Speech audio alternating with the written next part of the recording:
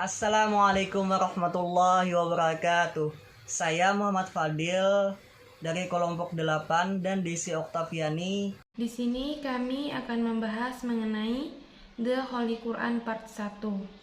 Baik, langsung saja kita memasuki ke materi yang pertama. Yang pertama akan disampaikan oleh saya. The Holy Quran Part 1. The Quran is the book of Allah. Every word of the Quran is the word of Allah. It's a book of guidance. It's preserved in its original form. Not a single word of it has been changed or lost. It's found today exactly as it was revealed to the Prophet Muhammad PBUH. How was the Quran revealed to the Prophet Muhammad PBUH? Allah revealed the Quran through the angel Jibril. Jibril passed on Allah's word to Muhammad PBUH. Then Muhammad PBUH asked his secretary to write down exactly what Jibril told him. Baik, setelah ini akan disampaikan oleh teman saya, saudari Desi Oktaviani. Baik, selanjutnya the revelation of completed over a period of 30 years. So Muslims learn the whole of the Quran by heart. It is preserved through memory as well as writing. It was written down from the very beginning. Allah has given His protection to it, and it will always be preserved. Nobody can change it as was said by Allah. Allah sent it and will protect it. Baik, saya akan membacakan terjemahannya. Al-Quran adalah kitab Allah. Setiap kata dalam Al-Quran adalah kalam Allah. Itu adalah buku petunjuk. Itu dipertahankan dalam bentuk aslinya. Tidak ada satupun yang diubah atau hilang. Hal ini ditemukan hari ini persis seperti diwahyukan kepada Nabi Muhammad SAW. Bagaimana Al-Quran diwahyukan kepada Nabi Muhammad SAW? Allah menurunkan Al-Quran melalui malaikat Jibril, menyampaikan firman Allah kepada Nabi Muhammad SAW. Kemudian Nabi Muhammad SAW meminta sekretarisnya untuk menuliskan dengan tepat apa yang dikatakan Jibril kepadanya. Baik, selanjutnya terjemah dari paragraf 2. Wahyu itu disempurnakan selama periode 23 tahun.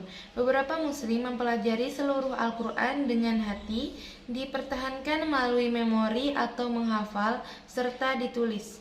Itu ditulis dari awal. Allah telah memberikan perlindungannya untuk itu dan akan selalu dijaga. Tidak ada yang mengubahnya seperti difirmankan oleh Allah. Allah mengirimkan dan akan melindunginya. Baik, selanjutnya grammar in focus. Personal pronoun. The personal pronoun is a set of pronoun which represent the grammatical category of person and which in English is up of I, you, he, it, we, they, and their derived forms I, G, me, yours, him, his, hers. Personal pronoun atau kata ganti adalah kata yang dipakai untuk menggantikan kata benda. Salah satu fungsi pronoun adalah agar jangan sampai terjadi pengulangan berkali-kali suatu kata dalam kalimat, misalnya James lost James' bag when James was going to James' home. James kehilangan tas James ketika James pulang ke rumah. James. Pada kalimat di atas itu, kata James diulang sampai beberapa kali. Oleh karena itu, agar tidak terjadi pengulangan, digunakanlah pronoun seperti berikut ini. James lost his pencil when he was going to his home. James kehilangan pensilnya ketika dia pulang ke rumahnya. Personal pronoun berfungsi menggantikan noun atau kata benda terutama ketika sudah dijelaskan siapa atau apa yang sedang kita bicarakan. Contohnya, Mita goes to school.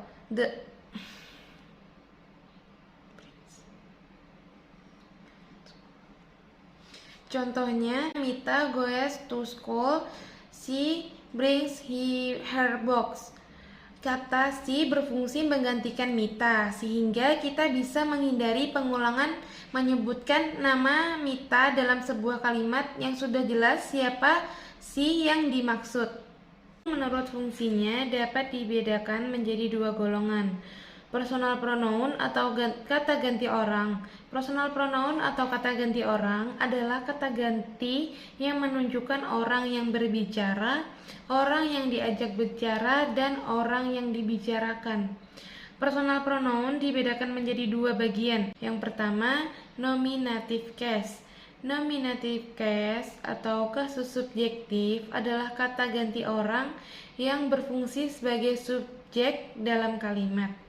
Yang termasuk dalam kata ganti nominative case adalah I, orang ke satu tunggal, you, orang ke satu tunggal, he, dia laki-laki, orang ketiga tunggal, she, dia perempuan, orang ketiga tunggal, it, dia selain orang, orang ketiga tunggal, we, orang ke satu jamak, you, orang kedua jamak, dan they, mereka, orang ketiga jamak.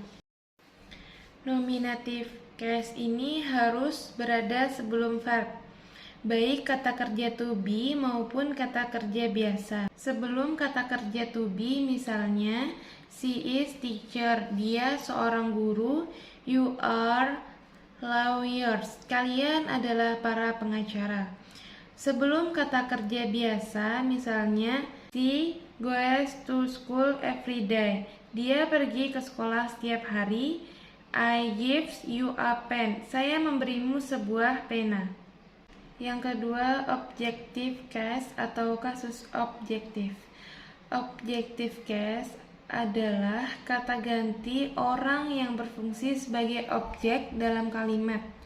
Yang termasuk objective case adalah me atau saya, orang ke satu tunggal, you, orang kedua tunggal, him, orang ketiga tunggal, her, orang ketiga tunggal, it, dia selain orang, orang ketiga tunggal, use, orang ke satu jamak, you, orang kedua jamak, dan orang ketiga jamak. Objective case harus berada sesudah kata kerja verb atau sesudah preposition atau kata depan. Yang pertama, sesudah kata kerja verb, misalnya, we saw her yesterday, kami melihat dia kemarin. Yang kedua, they will help us, mereka akan membantu kita. Yang sesudah kata depan atau preposition, misalnya, he is talking to me, dia sedang berbicara padaku. Preposition dalam bahasa Inggris adalah about, by, beside, before, behind, between, for, from, in, at, above, after, among, in front, on, over, under, near, with, without, dan lain-lain. Dalam mempergunakan personal pronoun, jangan sampai membuat kekeliruan. Misalnya, you and me are soldiers, itu salah. You and I are soldiers, itu benar. Kamu dan saya adalah tentara. Dalam kalimat di atas, personal pronoun berfungsi sebagai subjek. Untuk itu, harus memakai nominative case, you and I, bukan you and me, karena me adalah objective case. Penjelasan selanjutnya akan dilanjutkan oleh Muhammad Fadil. Baik, saya akan lanjutkan. C. Active and passive sentence. 1. Kalimat aktif atau disebut sebagai active sentence. Kalimat aktif atau dalam bahasa Inggris juga dikenal dengan active voice adalah kalimat yang subjek atau pelakunya menggunakan kata kerja atau sedang melakukan suatu tindakan. 2. Kalimat pasif atau disebut passive sentence. Kalimat pasif atau dalam bahasa Inggris disebut juga passive voice adalah kalimat yang subjek atau pelakunya tidak melakukan aksi, melainkan menerima aksi. Dengan kata lain, kata benda yang muncul sebagai objek dari kalimat aktif maka akan muncul sebagai subjek pada kalimat pasif. Contoh kalimat active and passive voice. Secara umum, struktur general kalimat aktif dan pasif dari kalimat yang sama adalah sebagai berikut. Active voice, subjek ditambah kata kerja dan ditambah objek. Kemudian passive voice, objek ditambah kata kerja kemudian ditambah subjek. Kalimat pasif dalam bahasa Inggris hanya menggunakan bentuk kata kerja ketiga atau bisa dikenal juga dengan past participle. Contoh penggunaannya adalah seperti ini. Dean menyanyikan sebuah lagu. Itu disebut sebagai active voice. Sebuah lagu dinyanyikan oleh Dean. Nah, itu disebut sebagai passive voice. Dapat kita lihat bahwa struktur kalimat active voice and passive voice berbeda. Sedangkan maksud dari kalimat tersebut baik yang diekspresikan dengan active voice maupun passive voice tetap sama. Contoh-contoh perubahan kalimat aktif dan kalimat pasif dalam 16 tenses. Yang pertama, simple present tense. Kalimat aktif, Father reads newspaper every day. Ayah membaca koran setiap hari. Dalam bentuk kalimat pasif, newspaper is read by father every day. Koran itu dibaca oleh ayah setiap hari. Yang kedua, present continuous tense. Kalimat aktif, Father is reading newspaper now. Ayah sedang membaca koran sekarang. Diubah kalimat pasif, newspaper is being read by father now. Koran sedang dibaca oleh ayah sekarang. Kemudian yang ketiga, present perfect tense. Kalimat aktif, Father has read newspaper this time. Ayah sudah membaca koran saat ini. Diubah menjadi kalimat pasif, newspaper has been read by father this time. Koran sudah dibaca oleh ayah saat ini. Yang keempat, present perfect continuous tense. Kalimat aktif, Father has been reading newspaper this morning. Ayah sudah sedang membaca koran pagi ini. Diubah kalimat pasif, newspaper has been being read by father this morning. Koran sedang dibaca oleh ayah pagi ini. Yang kelima, simple past tense. Kalimat aktif, Father read newspaper yesterday. Ayah membaca koran kemarin.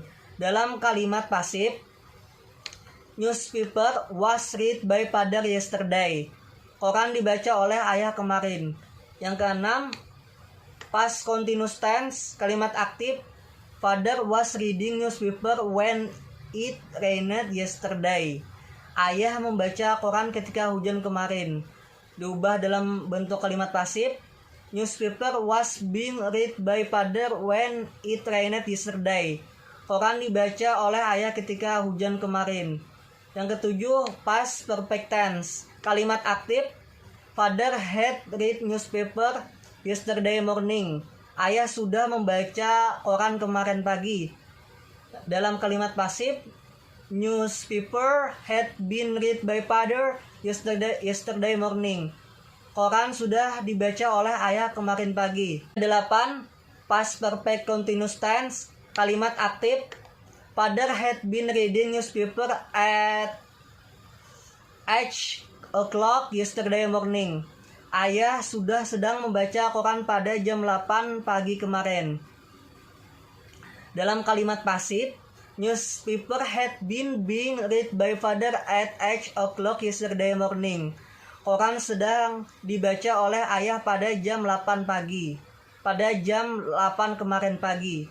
Yang kesembilan, simple future tense. Kalimat aktif, Father shall read newspaper tomorrow. Ayah akan membaca koran besok. Dalam kalimat pasif, Newspaper shall be read by father tomorrow. Koran akan dibaca oleh ayah besok. Yang ke-10, future continuous tense, kalimat aktif. Father shall be reading newspaper 8 o'clock tomorrow morning. Ayah akan sedang membaca koran pada jam 7 pagi. Pada jam 7 besok pagi. Dalam kalimat bentuk pasif, newspaper shall be being read by father at 8 o'clock tomorrow morning. Koran akan sedang dibaca oleh ayah pada jam 7 besok pagi. Yang ke-11, future perfect tense, kalimat aktif.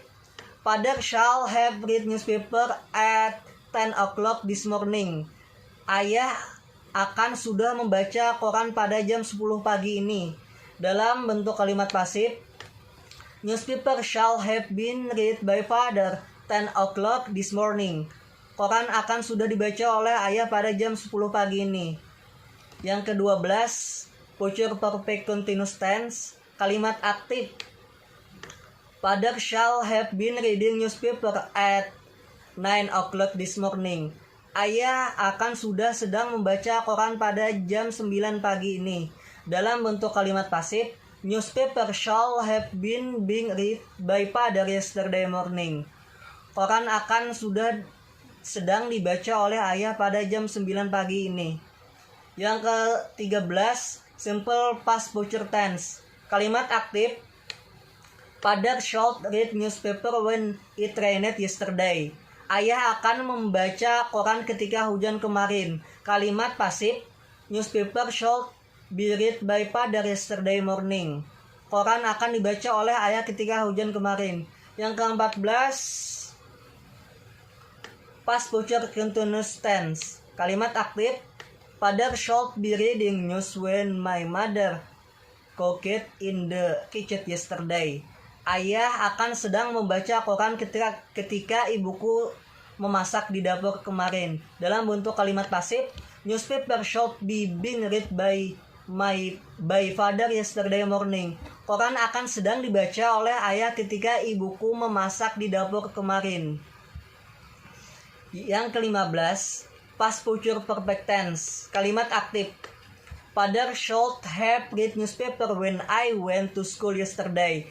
Ayah akan sudah membaca koran ketika saya pergi ke sekolah kemarin. Dalam bentuk kalimat pasif, newspaper should have been read by father when I went to school yesterday. Koran akan sudah dibaca oleh ayah ketika saya pergi ke sekolah kemarin. Yang ke-16, past future perfect continuous tense, kalimat aktif. Father should have been reading newspaper an hour after had got up yesterday morning. Ayah akan sudah sedang membaca koran 1 jam setelah dia bangun tidur kemarin pagi. Dalam bentuk kalimat pasif, newspaper should have been read by father an hour after he got up yesterday morning. Koran sudah dibaca oleh ayah 1 jam setelah dia bangun tidur kemarin pagi. Mungkin itu saja yang bisa disampaikan oleh kami. Apabila ada tutur kata kami yang salah, mohon maaf, baik disengaja maupun tak disengaja. Sekian, wabillahi taufiq wal hidayah, wa ridho wal anayah. Assalamualaikum warahmatullahi wabarakatuh.